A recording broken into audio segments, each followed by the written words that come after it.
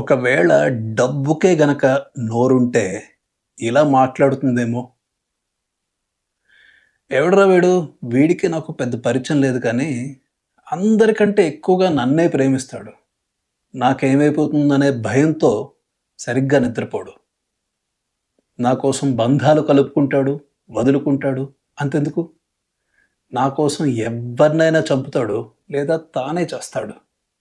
విచిత్రం ఏంటంటే, వీడు నన్ను ఇప్పటిదాకా చూసింది లేదు, మాట్లాడింది లేదు.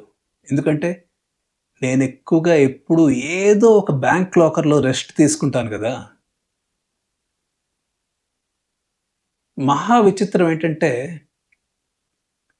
చివరికి చచ్చాక కనీసం నన్ను కూడా తీసుకెళ్ళే అవకాశం కూడా లేదు.